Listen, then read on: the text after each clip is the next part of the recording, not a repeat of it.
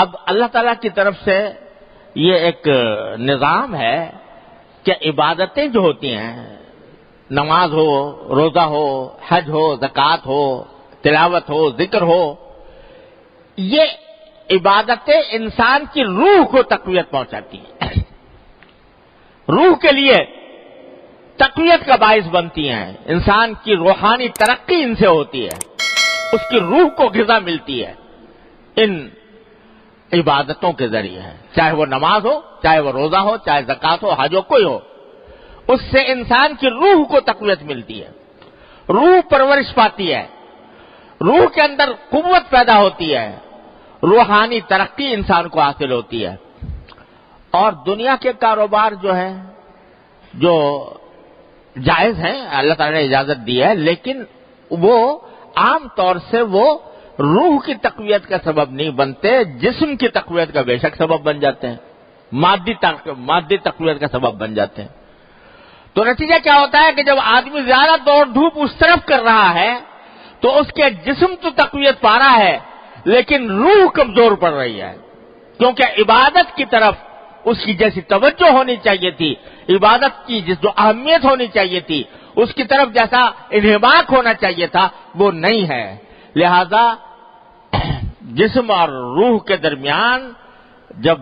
مقابلہ کیا جائے تو جسم آگے نکل گیا، روح پیچھے رہ گئی، روحانی ترقی پیچھے رہ گئی، جسمانی ترقی آگے نکل گئی۔ تو اللہ تبارک و تعالی مختلف ایام میں، مختلف زمانوں میں کچھ خاص زمانے اللہ تعالی نے متعین کر دیے ہیں جن کو خاص تقدس سے نوازا ہے، اور ان کا مقصد یہ ہے کہ انسان جب اپنی دنیاوی ضروریات میں منہمک ہو کر اپنی روح کو بھلا بیٹھا ہے تو اس کو پھر واپس لایا جائے اور روحانی ترقی کی طرف اس کو متوجہ کیا جائے۔ اس کے لیے اللہ تعالیٰ نے کچھ دن مقرر کر دیے ہیں، ورنہ دن تو دیکھو سب ایک جیسے ہیں، رمضان کا مہینہ ہو یا غیر رمضان ہو، سورج طلوع ہوتا ہے اور غروب ہوتا ہے، دن میں اجالا ہوتا ہے، رات میں تاریکی ہوتی ہے، ایک خاص گردش جو شمس و قمر کی ہے وہ اسی طریقے سے چلتی رہتی ہے، دیکھنے میں رمضان کے دن میں اور غیر رمضان کے دن میں کوئی فرق نہیں۔ لیکن اللہ تبارک و تعالیٰ نے اس رمضان کے مہینے کو کہہ دیا یہ میرا مہینہ ہے، یہ میرا مہینہ ہے، یہ میری عبادت کا مہینہ ہے۔ تو جب اللہ تبارک و تعالیٰ کسی چیز کو اپنا کہہ دیتے ہیں تو اس کے ساتھ جو تقدس، اس کے ساتھ جو روحانیت اور اس کے ساتھ جو عظمت وابستہ ہوتی ہے وہ عام چیزوں کی طرح نہیں ہوتی۔ دیکھو کعبہ شریف کو، کعبہ شریف کی عمارت کو دیکھو، اس میں وہی پتھر، وہی سیمنٹ جو عام عمارتوں کے اندر ہوتا ہے، کیا فرق ہے اس میں اور عمارتوں کے اندر؟ بلکہ اگر دیکھا جائے تو دوسری عمارتیں زیادہ خوبصورت اور زیادہ شاندار نظر آتی ہیں بنسبت کعبہ شریف کی عمارت کے۔ لیکن میرے مولا نے کہہ دیا کہ یہ میرا ہے، یہ میرا گھر ہے، بیت اللہ، یہ اللہ کا گھر ہے، اپنی طرف نسبت کر دی۔ اور جب اپنی طرف نسبت کر دی تو اس کے ساتھ جو تقدس وابستہ ہوا، اس کے ساتھ جو لذت ملی، اس کے ساتھ جو حلاوت ملی، اس سے جو روحانیت وابستہ ہوئی، ساری کائنات کی اعلیٰ سے اعلیٰ عمارت بھی اس کا مقابلہ نہیں کر سکتی۔ ایک